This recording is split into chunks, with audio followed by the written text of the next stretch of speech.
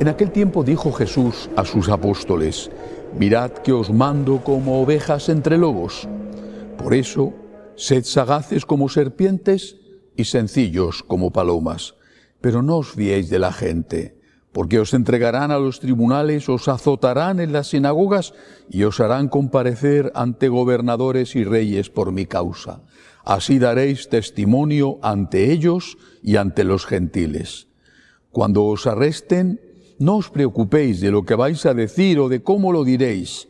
En su momento se os sugerirá lo que tenéis que decir. No seréis vosotros los que habléis, el Espíritu de vuestro Padre hablará por vosotros.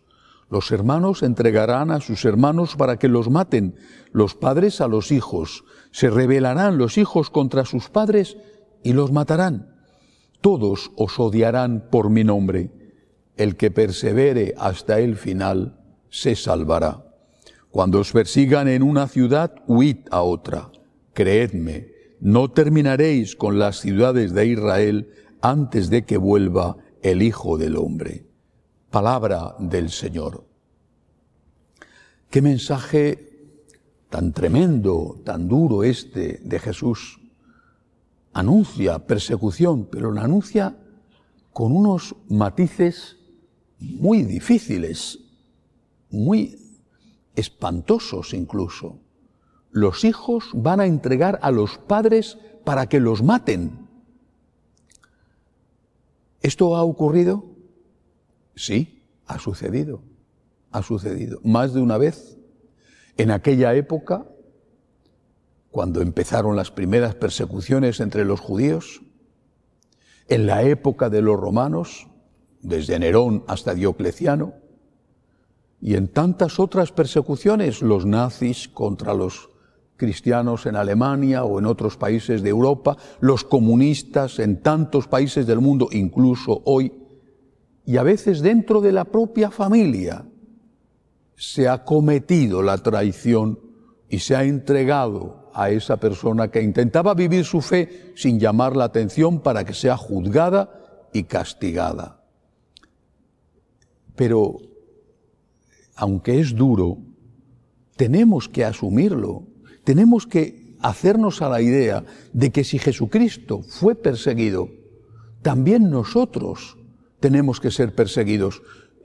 El Señor no dice, os mando como lobos en medio de lobos. Dice, os mando como ovejas en medio de lobos. Y lo que tiene que hacer la oveja es ser oveja cuando es atacada por el lobo.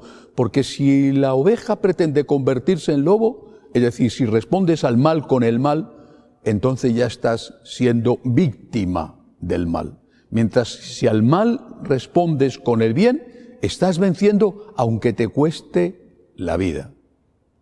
Claro que eso no significa que no haya que ser sagaces.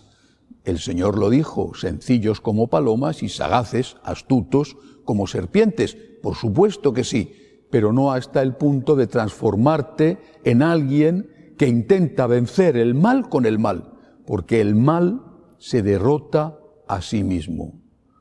Lo que tenemos que hacer es armarnos de valor, pedir la gracia, pedir la fuerza y no ser cobardes, porque al final, lo dice también el Señor en el Evangelio de hoy, el que persevere hasta el final se salvará. Es decir, al final viene la muerte. Viene la muerte si te fusilan, viene la muerte si te torturan y te matan, o viene la muerte si sigues viviendo unos cuantos años más después de haber traicionado tu conciencia y tus principios, y al final llega porque te has hecho mayor o porque te viene una enfermedad inesperada. La muerte viene, pero la muerte no es el final. Y hay una muerte que da paso a la salvación. El que persevere hasta el final se salvará. Y hay una muerte que da paso a la condenación. Aquel que no ha sido capaz de ser fiel a Cristo y que ha traicionado a Cristo yendo en contra de su propia conciencia por miedo a las consecuencias de la fidelidad a Cristo, ese se encontrará con que Cristo no le reconoce cuando llegue la hora del juicio.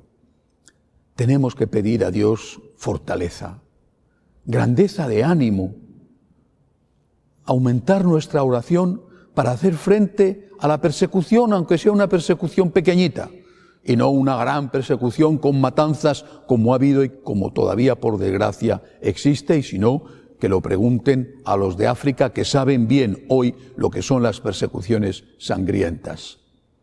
Tenemos que pedir a Dios ayuda, tenemos que pedirle su fuerza que fortalezca nuestras rodillas vacilantes. Tenemos que pedir a Dios ayuda para no ceder a las tentaciones del mundo, es decir, para no pensar que podemos comprar la paz con el mundo a base de renunciar a nuestros principios. El mundo, ¿qué exige hoy? El aborto como derecho. Para que nos dejen en paz tenemos que decir sí al aborto. El mundo, ¿qué exige hoy? Toda la ideología de género. Para que nos dejen en paz tenemos que decir sí a la ideología de género. El mundo, ¿qué exige? Exige, por ejemplo, eutanasia, manipulación genética. Para que nos dejen en paz tenemos que decir que sí a todas esas cosas.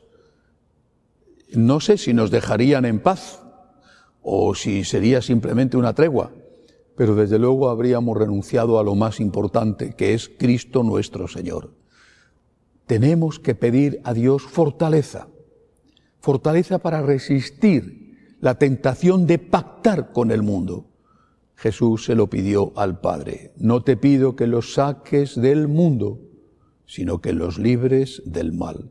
Pidámosle a Dios que nos dé la fuerza para ser fieles, estando en medio del mundo, pero sin ser del mundo. Que así sea.